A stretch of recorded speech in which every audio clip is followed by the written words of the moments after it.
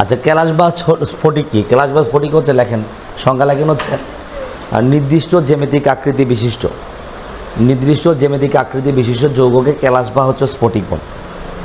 নির্দিষ্ট জ্যামিতিক আকৃতি বিশিষ্ট যৌগকে ক্যালাস বা স্ফটিক বলে। তাহলে যখন একটা পদার্থের নির্দিষ্ট জ্যামিতিক আকৃতি থাকবে তখন সেটাকে আমরা কি বলবো? ক্যালাস বা হচ্ছে স্ফটিক। নির্দিষ্ট জ্যামিতিক আকৃতি বিশিষ্ট যৌগকে আমরা বলছি হচ্ছে ক্যালাস বা হচ্ছে স্ফটিক বলা হচ্ছে। আচ্ছা, নির্দিষ্ট জ্যামিতিক আকৃতি বিশিষ্ট যৌগকে ক্যালাস বা হচ্ছে স্ফটিক বলে। এখন এই ক্যালাস বা স্ফটিকের বিষয় হতে পারে, যেমন হচ্ছে লিখতে পারেন যে যেমন সোডিয়াম ক্লোরাইডের ক্যালাস হচ্ছে কিউবিক বা ঘনক আকৃতির। দেখেন সোডিয়াম ক্লোরাইডের যেমন হচ্ছে সোডিয়াম ক্লোরাইডের ক্যালাসের আকৃতি হচ্ছে কিউবিক বা হচ্ছে ঘনক আকৃতি। সোডিয়াম ক্লোরাইডের ক্যালাসের আকৃতি হচ্ছে কিউবিক বা কি বলছি আমরা? ঘনক। তাহলে সোডিয়াম ক্লোরাইডের আকৃতি হচ্ছে কিউবিক বা হচ্ছে ঘনক আকৃতি। তাহলে সোডিয়াম ক্লোরাইডের আকৃতি হচ্ছে কিউবিক বা ঘনক আকৃতি। সোডিয়াম ক্লোরাইডের আকৃতি হচ্ছে কিউবিক বা হচ্ছে ঘনক আকৃতি। সোডিয়াম ক্লোরাইডের আকৃতি হচ্ছে কিউবিক বা হচ্ছে ঘনক আকৃতির। তাহলে কিউবিক বা হচ্ছে ঘনক আকৃতির হবে। কিউবিক বা হচ্ছে ঘনক আকৃতির হয়ে থাকে। এখন লেখেন হচ্ছে সোডিয়াম ক্লোরাইডের ক্যালাসে, লেখেন এটি সোডিয়াম ক্লোরাইডটাই আমরা ভালো করে লেখার চেষ্টা করি, কারণ অনেক ক্লাস নিয়ে আলোচনা ক্লাস হচ্ছে যেমন ফিটকেরি। চিনি কি ফিটকেরি? ফিটকেরি জানেন? ফিটকেরি হচ্ছে একটা ক্যালাস, বুঝেন নাই? তো নির্দিষ্ট জ্যামিতিক আকৃতি বিশিষ্ট যখন যৌগ হবে তখন ক্লাস। খাবার লবণ নর্মালি যেটা আমরা প্যাকেটে পাই খাই সেটা কিন্তু ক্লাস নয়।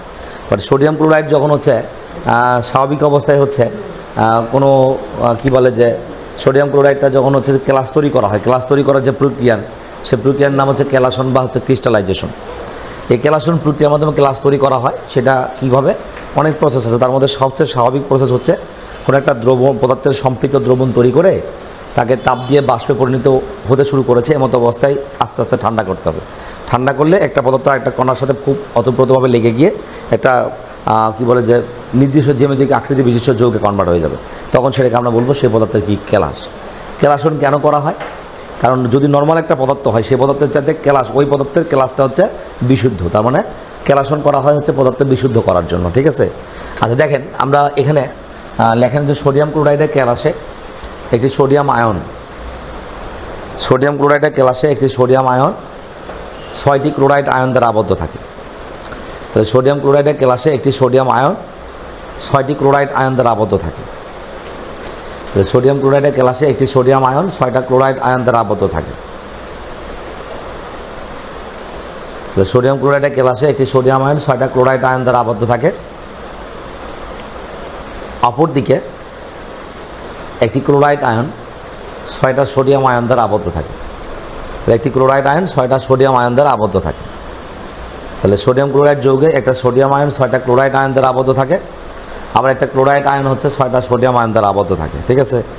তাহলে সোডিয়াম ক্লোরাইড যৌগে একটা সোডিয়াম আয়ন 6টা ক্লোরাইড আয়ন দ্বারা আবদ্ধ থাকছে, আবার একটা ক্লোরাইড আয়ন 6টা কী হবে? সোডিয়াম আয়ন দ্বারা আবদ্ধ থাকে। আমরা হচ্ছে সোডিয়াম ক্লোরাইডের এই ক্যালাসের গঠন হচ্ছে কিউবিক বা ঘনক আকৃতির, সেটা আমরা একটু আর্ট করার চেষ্টা করবো। হ্যাঁ, সবাই একটু স্কেল নেন, খাতা কলম পেন্সিল নেওয়ার চেষ্টা করবেন। তাহলে এই কিউবিক বা ঘনক আকৃতির চেহারাটা কেমন হচ্ছে? তাহলে আমরা একটু বড় করেই আর্ট করি যাতে দেখতে সহজ হয়, সুন্দর হয়।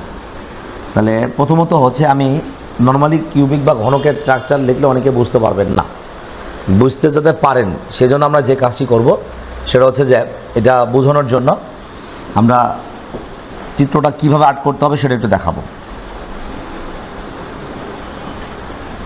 এরকম নিলাম,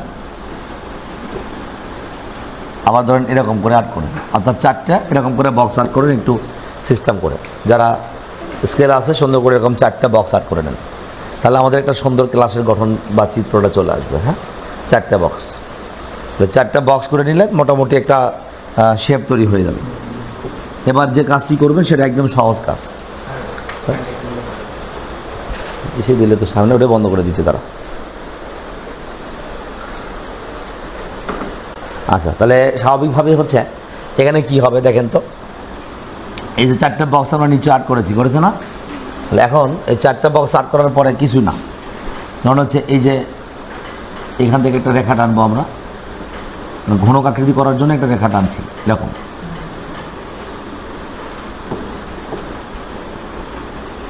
এরকম রেখা টানে নিলাম।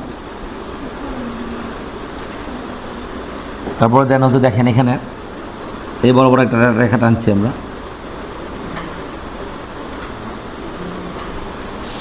ঠিক একইভাবে এখানে একটা, আমার মনে হয় একটা ভালো শেপ হয়ে গেছে আপাতত। তাহলে জাস্ট এইরকম স্ট্রাকচার আর্ট করতে হবে।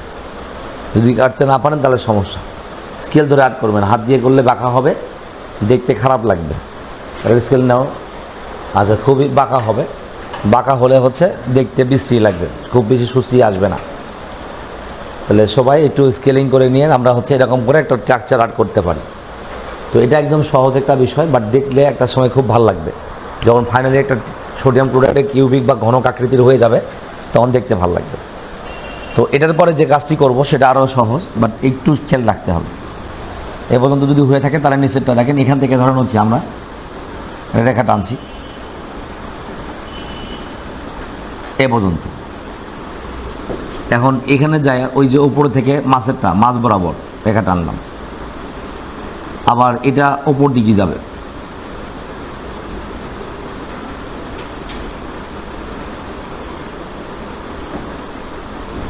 এরকম হবে। ঠিক আছে, তাহলে দেখেন এরকম তিনটা আমরা রেখা অঙ্কন করেছি। এবার ঠিক একইভাবে আমরা তিনটা বিন্দু এখানে যোগ করে দিচ্ছি, ঠিক সেমভাবে হচ্ছে আমরা এখানে তিনটা বিন্দু যোগ করব। আমার মনে হয় খুব বেশি কষ্ট হয়নি বুঝতে, হয়েছে না? চাইলে আমরা এটাকে আরও একটু সরে দিতে পারি ওদিকে, যদি মনে হয় যে না আমি হচ্ছে যে একটু সরে দিব, আমার মনে হয় যে সেগুলো কপি করা সম্ভব হয় না, যাক এরকম থাক। তাহলে এটা আর একটু সরে দিলে মাছ বরাবর হলে দেখতে সুন্দর লাগে। তো অসুবিধা নাই, একটু মানে মেজারমেন্টে কম বেশি হতে পারে, জাস্ট মাছ বরাবর থাকতে হবে। ওকে, আচ্ছা যাই হোক, এখন দেখেন এই একই কাজটা আমরা এদিকে করব, এদিকে করব, একই কাজটা সেম কাজটা এদিকে করব। এই বরাবর নিলাম এটা রেখা,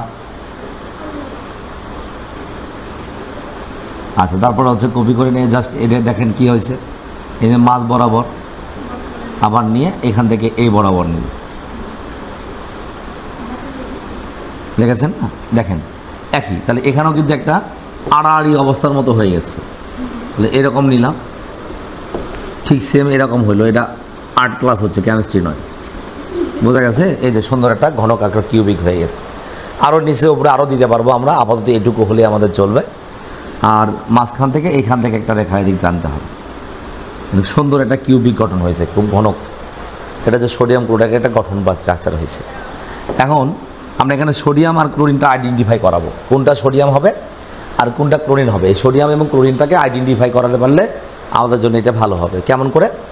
যেমন ধরুন হচ্ছে আমি এরকম করি, এই যে ফাঁকা ঘরটা সোডিয়াম প্লাস বলতেছি, আর যদি আমি হচ্ছে এরকম বৃত্ত ভরাট করে দিয়ে ক্লোরিন বোঝানোর চেষ্টা করি, চাইলে দুটো আলাদা কালার ইউজ করতে পারবো, অথবা এরকম করাও ভালো। একই কলম বারবার দুটো কলম ইউজ করা কষ্টকর, সময় লাগবে। বাট এরকম হলে একটা ফাঁকা দেখাইতেছি, বৃত্ত করেছি ফাঁকা সোডিয়াম প্লাস, আর একটা বৃত্তটা ফিল আপ করে দিচ্ছি, এটা হচ্ছে সিএল মাইনাস। এখন দেখেন একটু খেয়াল করবেন, 1 মিনিট খেয়াল করলে আমরা পেয়ে যাব যে কোনো একটা জায়গায় সোডিয়াম আছে, তার পাশে ক্লোরিন আছে। যদি আমি ধরেন এখানে সোডিয়াম দিয়ে শুরু করি, এটা সোডিয়াম, কেমনে বুঝলাম সোডিয়াম? কারণ হচ্ছে গোল করেছি কিন্তু ভিতরে ফাঁকা আছে, তাই না? আর যদি বলেন না স্যার আমি এখানে ক্লোরিন চিন্তা করবো, ইচ্ছা, কারণ এটা হচ্ছে একটা সোডিয়াম ক্লোরাইডের ঘনকের একটা জাস্ট অংশ মাত্র, বুঝলেন না? সে অংশের যে কোনো একটা অংশ হতে পারে। তাহলে এখানে যদি সোডিয়াম হয়, নিঃসন্দেহে এখানে কী হবে? ক্লোরিন, কারণ সোডিয়াম প্লাস পাশাপাশি থাকবে না, কারণ আমরা জানি কি সমধর্মী চার্জ পরস্পরকে কী করে? বিকর্ষণ করে, আর বিপরীতধর্মী চার্জ আকর্ষণ করে। তাহলে সোডিয়াম প্লাসের পাশে সিএল মাইনাসই থাকবে, বুঝছেন? তো স্যার এটা যদি ক্লোরিন হয় তাহলে এখানে কী হবে? সোডিয়াম। এই অংশ ধরে ধরে আমরা এইভাবে পুরোটাই সাজাবো। কেমনে, কোন দিক থেকে সাজাবেন কোনো অসুবিধা নাই, যেদিক থেকে সাজান না কেন বিষয়টা কিন্তু সেম আসবে। এখানে সোডিয়াম আছে, তাহলে অবশ্যই এখানে কী হবে? ক্লোরিন হবে, বুঝছেন তো? তাহলে এখানে ক্লোরিন মানে এখানে কী দিবেন? সোডিয়াম। এখানে কী দিবেন আবার? নিঃসন্দেহে ক্লোরিন। স্যার এখানে ক্লোরিন যখন দেওয়া হবে তখন এখানে কী হবে? সোডিয়াম। এখানে একটা ক্লোরিন দিবা, এটা হচ্ছে ক্লোরিন, সোডিয়াম হবে। এখানে যদি সোডিয়াম হয় তাহলে নিঃসন্দেহে এখানে একটা ক্লোরিন আছে, এখানে সোডিয়াম আছে, এখানে একটা ক্লোরিন আছে। এবার এটা যদি ক্লোরিন হয় তাহলে এটা কী হবে? সোডিয়াম, এটা হচ্ছে ক্লোরিন অ্যান্ড এটা হচ্ছে সোডিয়াম, ঠিক তো? এটা যদি সোডিয়াম হয় তাহলে এখানে আমার ক্লোরিন দেওয়া লাগবে, এখানে সোডিয়াম হবে, এখানে ক্লোরিন হবে। এটা ক্লোরিন হলে এখানে তাহলে সোডিয়াম আছে, এখানে ক্লোরিন আছে, এখানে সোডিয়াম আছে। দুজনের চেহারা সেম নাও হতে পারে, কিন্তু গঠন স্ট্রাকচারের বিষয়টা একই হবে। এখন এখানে যদি সোডিয়াম হয়, এ পাশে সোডিয়াম হয়, তাহলে এখানে অবশ্যই কী আছে? ক্লোরিন আছে। এখানে সোডিয়াম আছে, এখানে আবার ক্লোরিন আছে। এখানে দেখেন, এখানে ক্লোরিন, এ পাশে ক্লোরিন, তাহলে এখানে সোডিয়াম, এখানে ক্লোরিন, এখানে সোডিয়াম। কোনো পাশেই বনবে না, মানে যেদিক থেকে হিসাব করেন না কেন এমন পাবেন না যে এক পাশে সোডিয়াম ওই পাশে সোডিয়াম আছে। বিপরীত চার্জযুক্ত আয়ন থাকে, সোডিয়াম থাকলে তার চারপাশে ক্লোরিনই থাকবে। তো আমরা সম্পূর্ণ বিক্রিয়া মানে গঠন তো দেখাতে পারবো না। এখানে একটা গঠন দেখেন, শুধু দেখেন, একটা দেখেন, সেটা হচ্ছে এটার কোনো দিকে বন্ধন গঠন করার সুযোগ নাই। এটা কি ক্লোরিন না সোডিয়াম? ক্লোরিন। তাহলে এই ক্লোরিন কয়টা সোডিয়াম আছে তার চারপাশে খেয়াল করছেন কি? একটা, দুইটা, তিনটা, চারটা, পাঁচটা, আমরা যে কথা বলেছিলাম। আর যদি এখানে আমি হচ্ছে ক্লোরিন শুরু করি, এখানে যদি সোডিয়াম দেই, এখানে যদি ক্লোরিন দেই, তাহলে এখানে কি হবে? সোডিয়াম হবে। এখানে কি হবে? সোডিয়াম হবে। তাহলে এই পাশে ক্লোরিন হবে, এই পাশে ক্লোরিন, ওপরে নিচে সব পাশে কি হবে? সব পাশে ক্লোরিন হবে। কথা কি বুঝতে পারছেন? সব পাশে আমরা ক্লোরিন দেব। এটা চিত্র লেখা হচ্ছে, চিত্র হচ্ছে NaCl, সোডিয়াম ক্লোরাইড এর ক্যালাস গঠন। সোডিয়াম ক্লোরাইডের ক্যালাস গঠন, এ হচ্ছে ক্যালাসের বিষয়। বোঝা গেছে? তাহলে ক্যালাস বা স্ফটিক হচ্ছে নির্দিষ্ট জ্যামিতিক আকৃতি বিশিষ্ট হবে। ক্যালাস পানিযুক্ত হতে পারে, পানিবিহীনও হতে পারে। পানিযুক্ত ক্লাসও হতে পারে, পানিবিহীন ক্লাসও হতে পারে। না, আর্দ্র এবং অনার্দ্র দুই ধরনের ক্লাসই আছে। যে ক্লাসের মধ্যে পানি অপরিহার্য অংশ হিসেবে থাকবে তাকে আমরা বলবো আর্দ্র ক্লাস, আর যে ক্লাসের মধ্যে পানি অপরিহার্য অংশ হিসেবে থাকবে না সেটাকে আমরা বলবো অনার্দ্র ক্লাস। পানি যুক্ত হলে আর্দ্র, পানিবিহীন হলে অনার্দ্র। কথা কি বুঝতে পারছি? সমস্যা আছে? তাহলে এটা আমরা মোটামুটি বুঝে গেলাম। এখন আমরা যে কাজ করব,